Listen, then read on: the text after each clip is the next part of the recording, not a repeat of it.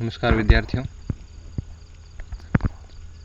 इससे पिछली वाली क्लास में हमने विग्रहराज चतुर्थ के बारे में पढ़ा था। विग्रहराज चतुर्थ का शासनकाल 1158 से लेके 1163 ईस्वी तक रहा है और जो माध्यमिक शिक्षा बोर्ड 10th की पुस्तक हैं उस क्रम में हमने शाकंभरी के चौहान वंश पढ़ रहे थे। उसमें अजयराज, अर्णोराज, विग्रहराज चतुर्थ के बारे में पढ़ लिया था। आज हम पृथ्वीराज तृतीय के बारे में पढ़ेंगे। पृथ्वीराज तृतीय का शासनकाल 1177 ईस्वी से लगाकर 1192 ईस्वी तक इनका शासनकाल रहा है। कुल 15 वर्षों का इनका शासनकाल रहा है, 1177 से 1192। पृथ्वीराज तृतीय यही वो पृथ्वीराज चौहान, शाकंभरी के चौहान शासकों में सबसे प्रसिद्ध पृथ्वीराज तृतीय 11 वर्ष की आयु में जो अजमेर का शासक बन चुका था। शाकंभरी के चौहान वंश में सबसे कम आयु का शासक। 1182 ईस्वी में इसने सतलज प्रदेश के भंडारनकों को परास्त कर दिया। 1182 ईस्वी के अंदर पृथ्वीराज चौहान के नेतृत्व में चौहानों ने सतलज प्रदेश के भंडारनकों को पराजित कर दिया था। इसी वर्ष इसने महोबा के चंदेल शासक को भी परास्त किया। तो उस समय इनकी आयु थी मात्र 16 वर्ष, जिसमें प्रसिद्ध वीर आल्हा और उदल लड़ते हुए मारे गए थे। पृथ्वीराज ने कन्नौज के गढ़वाल शासक जयचंद को परास्त किया। देखिए, पृथ्वीराज की विजय पूछी जाती है तो सतलज प्रदेश के भंडारनकों को पराजित किया, महोबा के चंदेल शासकों को पराजित किया जिसमें प्रसिद्ध आल्हा उदल हैं। पृथ्वीराज ने कन्नौज के गढ़वाल शासक जयचंद को परास्त किया एवं स्वयंवर के समय उसकी बेटी संयोगिता का अपहरण कर उससे विवाह कर लिया। तराइन के प्रथम युद्ध 1191 ईस्वी में गोरी को उसने पराजित कर दिया, मगर गोरी 1192 ईस्वी में गोरी पुनः तराइन के मैदान में आ धमका और यहाँ पर तराइन का द्वितीय युद्ध हुआ जिसमें मोहम्मद गोरी से पराजित हुआ, जिससे चौहान राज्य का तो पतन हो गया और भारत में तुर्की शासन की नींव भी पड़ गई। यदि पृथ्वीराज चौहान मोहम्मद गोरी को तराइन के प्रथम युद्ध में यदि छोड़े नहीं तो ये नौबत नहीं आती। पृथ्वीराज तृतीय वीर, विद्यानुरागी एवं गुणी जनों का सम्मान करने वाला था। पृथ्वीराज विजय का रचयिता जयानक, पृथ्वीराज रासों का लेखक चंद्र बरदाई उसके दरबार की शोभा बढ़ाते थे। तो पुस्तक पृथ्वीराज विजय के रचनाकार है जयानक और पृथ्वीराज विजय के रचनाकार है जयानक और पृथ्वीराज रासों के रचनाकार है चंद्र बरदाई। दो पृथ्वीराज की मुख्य पुस्तक पृथ्वीराज विजय जयानक द्वारा लिखी गई और पृथ्वीराज रासो चंद्र बरदाई द्वारा लिखी गई। संयोगिता स्वयंवर कथा, कन्नौज के शासक था जयचंद।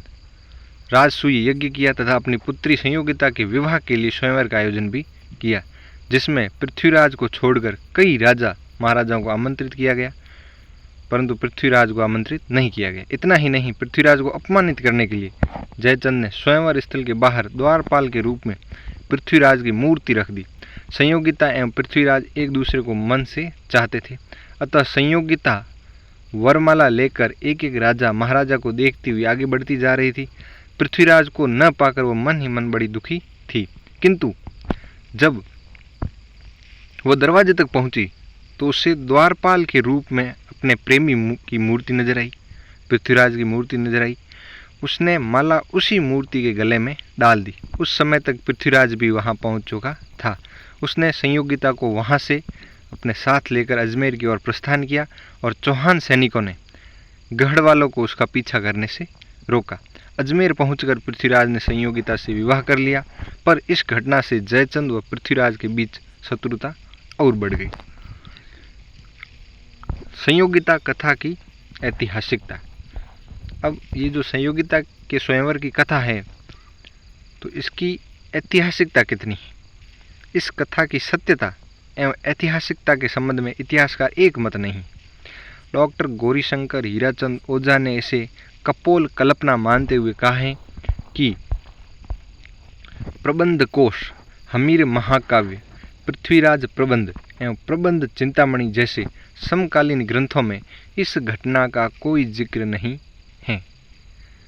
डॉक्टर गौरीशंकर हीराचंद ओझा ने इन ग्रंथों का हवाला देते हुए ये कहा कि प्रबंध कोश, हमीर महाकाव्य, पृथ्वीराज प्रबंध एवं प्रबंध चिंतामणि, इन ग्रंथों में इस घटना का कोई, जो उस समय पृथ्वीराज के ये समकालीन ग्रंथ थे, उनके अंदर इस घटना का कोई जिक्र नहीं है। डॉक्टर रोमिला थापर और डॉक्टर R.S. त्रिपाठी ने भी इसे सही नहीं माना है। समकालीन फारसी तवारीखों में इस घटना का भी वर्णन नहीं मिलता, किंतु अबुल फजल ने इसका वर्णन अवश्य किया है। डॉक्टर दशरथ शर्मा ने बताया कि हमीर महाकाव्य तथा रंबा मंजरी में ढेर सारी गलतियां हैं तथा इनमें वर्णन न मिलने से सारी घटना को ही काल्पनिक मान लिया जाए, यह उचित नहीं है। उन्होंने घटना की सत्यता को स्वीकार करते हुए बताया है कि प्रेम जीवन का एक अंग है और वह सत्य एवं वास्तविक है, अतः ये घटना घटी हो तो कोई आश्चर्य नहीं है। ये कहा है डॉक्टर दशरथ शर्मा ने। CV वैद्य एवं डॉक्टर गोपीनाथ शर्मा ने भी इसे स्वीकार किया है। इस प्रकार संयोगिता अपहरण की घटना में कोई संदेह नहीं रह जाता।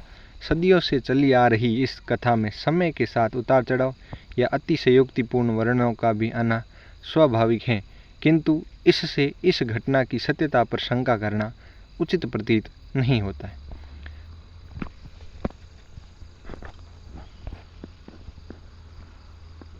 तो ये RS मेंस के अंदर ये संयोगिता स्वयंवर की घटना की ऐतिहासिकता पर टिप्पणी करिए, ये प्रश्न आ चुका है।